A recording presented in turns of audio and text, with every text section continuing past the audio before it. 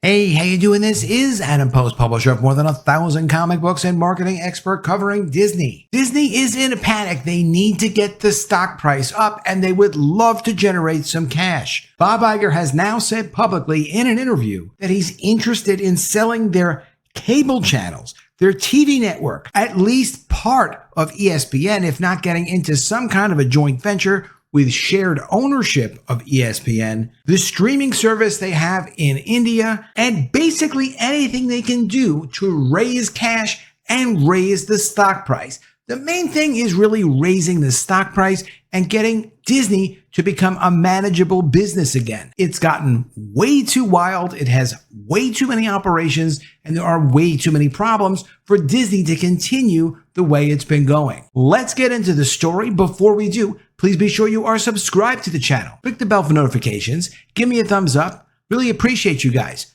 I'm trying to get to 30,000 subscribers. So if you can subscribe, please do subscribe. Bob Iger's contract was extended by Disney for another 2 years. Now, I have talked about this before. It's going to take at least a year for Bob Iger to work with a selected chosen successor, a new CEO approved by the board. When they pick someone, it will be a year for Bob Iger to work with that person and have them take over as CEO. That hasn't happened yet. So his contract has been extended another 2 years, at least until the end of 2026. No one knows when Bob Iger is going to leave Disney, but Disney is not going to look the same in 2 years or when Bob Iger eventually does leave Disney as to when it looks right now. It doesn't look like Iger is interested in selling off anything to do with the intellectual properties. No Star Wars, no Marvel, none of the Disney characters, none of the intellectual properties. He also seems unwilling to sell any of the direct-to-consumer businesses. Hulu doesn't seem to be going anywhere. Disney Plus is not going anywhere. They're not going to get rid of any direct-to-consumer while Bob Iger is CEO. He wants that control. So far, Wall Street likes the idea of Bob Iger's contract getting extended. These are comments from some of the analysts. While the challenges are clear for the company, we do not think investors are giving Disney and Iger credit to solve its massively underperforming linear and direct-to-consumer profitability. We still have strong conviction in Disney's long-term cash flow and profitability. Disney's parks assets should provide a floor valuation with long-term upside for the equity to be driven by cleaning up the direct-to-consumer and linear segments. Another analyst just released a report in reference to Iger, calling him the indispensable man. So he obviously likes Iger. The expert said about the contract extension that, quote, "We don't view this as surprising. We also note that with the recent exit of CFO Christine McCarthy, Disney was facing 2 senior executive searches.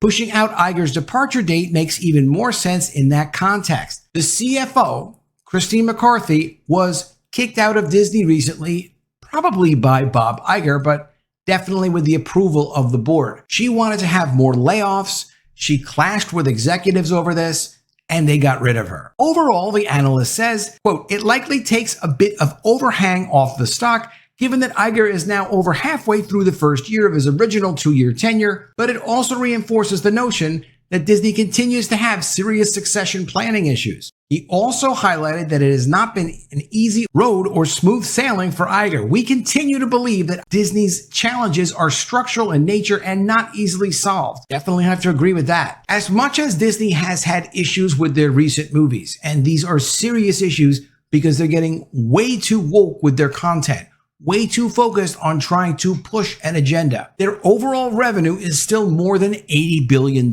So $2 billion from movies or $1 billion from movies or $2.5 billion from movies is not as big a disruption as it might seem for Disney's business because it's a multi-billion dollar business. It's actually too big for Bob Iger to manage, and that is why he's trying to figure out, can he sell off the broadcast TV networks? Can he sell off the cable channels? What can he do to make this more of a manageable business? Bank of America analyst Jessica Reif Ehrlich on Thursday called Disney's September Analyst Day, quote, "an upcoming catalyst predicting additional updates on business outlook strategy then." Quote, "There are several strategic issues on the horizon, including the Hulu buy-in, NBA renewal, ESPN's broader streaming plans, CEO, CFO succession, and path to direct-to-consumer profitability, she noted. The expert also commented on Iger's impact on content. After several years of resounding successes, Disney's recent content slate has had mixed results.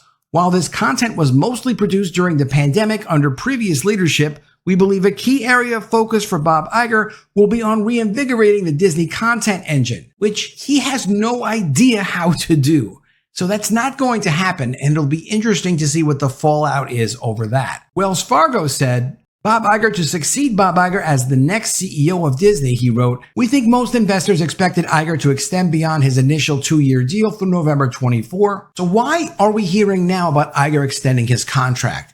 And why is Iger doing this 40-minute interview talking about how he plans on selling cable channels, selling their TV networks, being open to a joint venture or selling part of ESPN, selling their streaming service in India? Why is this all coming up right now? Because he's at the Allen Sun Valley Conference. This is a media finance conference that's conducted every year. Many deals are discussed here and deals are done with other billionaires who go to this media conference once a year and get a chance to kind of talk and try to figure out what it is that they want to do and see if anybody's interested in doing deals.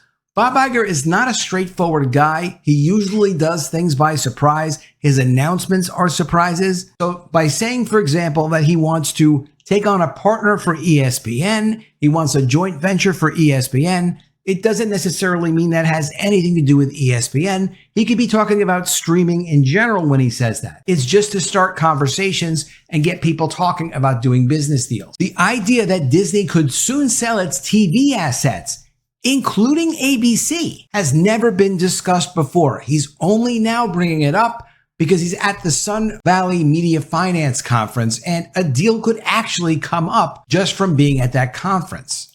And here's what his comments about that were. Disney is going to be expansive in its thinking about the traditional TV business, leaving the door open to a possible sale of the networks. Quote, "They may not be core to Disney," Iger said, adding that creativity that has come from those networks has been key for Disney. But just the premise alone that Iger is interested in trying to make a deal for ABC and their other networks is absolutely wild. It means literally anything is on the table. In India, they actually own a very valuable streaming service called Hotstar that they got as part of the deal of acquiring Fox. Hotstar, though, is not really profitable, even though it's actually pretty valuable. When Hotstar was acquired from Fox, the business value of just Hotstar in India was considered to be around $15 to $16 billion when they took it over from Fox. So why does Disney want to hold on to something like that? If they think there's going to be a lot of business in India in the future, okay, it might make some sense.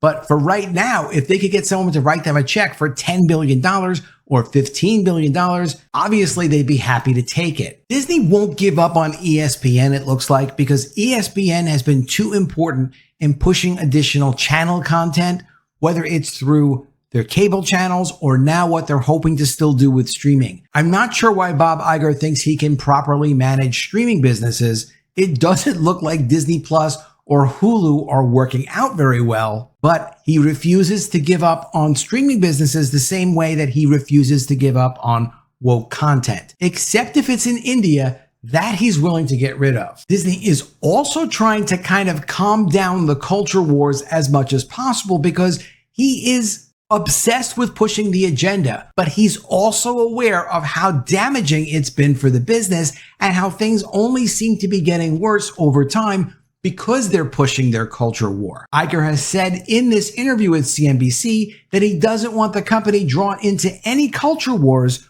during the DeSantis feud. And that's great for him. That's one of the reasons why it's worthwhile to have the lawsuit going with Florida, because he can go back to the board and he can go to his employees and he can say something exactly like this. Hey, look, we're in a lawsuit with Florida right now. We don't want to give these guys any ammunition. So let's not have any pushing of the agenda as overtly as we did that got us to lose the Reedy Creek district with our theme parks in the first place. Let's cool it down until the lawsuit with Florida and DeSantis is over, and then we can go crazy pushing the agenda again. In the meantime, they have fired their diversity chief, who was there for a long time. So it looks like they're going to tone down some of what their agenda pushing has been because of the fight that Florida has been putting up. That is something good that Florida has been doing. Hopefully they'll continue focusing on that because it's definitely caused Disney to get nervous about their future in Florida. Traffic has been off in Disney's theme parks, and Bob Iger was asked about that today in his CNBC interview.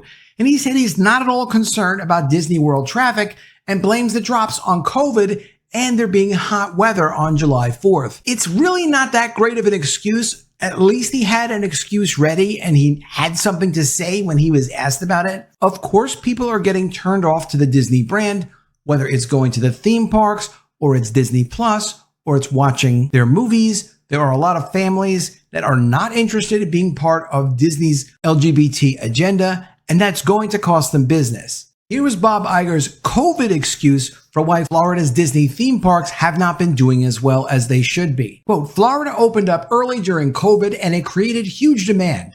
It didn't have competition because there were a number of other places, states that were not open yet, Iger said in a televised interview with CNBC today. Since 2019, lines for attractions at Magic Kingdom, Disney's most visited park, have gotten increasingly shorter. It was reported this week.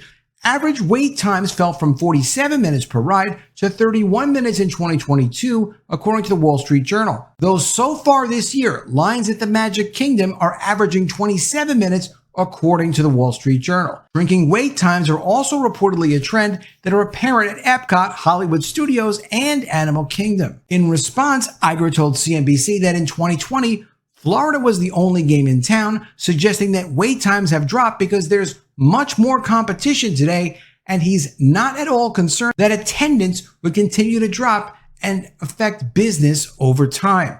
He also denied flatly that any of this had to do with any of the battling with the Florida governor. Some of it, of course, has to do with battling with the state of Florida. We just don't know how much. Iger has definitely convinced the board of directors that he's the guy to wheel and deal with Disney's assets. Most of these assets that he's looking to sell part of or all of, he was involved in one way or another with either acquiring or working at. Iger worked at ABC before ABC was acquired by Disney. That's how they got to know Bob Iger. Of course, then Bob Iger got involved with acquiring Fox and getting into all these different divisions at Disney. Over the next 2 years, they've given him enough time to try to make whatever deals he can make and improve Disney's stock price. In the meantime, people do not love Disney the way they used to love Disney, and that, of course, is all Bob Iger's fault. Let me know what you think of all this in the comments below. Do you understand why Disney is completely panicking and freaking out right now, trying to figure out what can they do with their assets to try to raise the stock price and raise some cash? Do you think they will wind up selling Hulu or Disney Plus, or do you think they're going to stay focused on streaming and try to sell ABC and their other TV networks and cable channels? Let me know what you think. Always love to see your ideas. Please be sure you are subscribed to the channel. Click the bell for notifications. Give me a thumbs up, and I'll see you again soon with another video. And if I don't see you, I will miss you.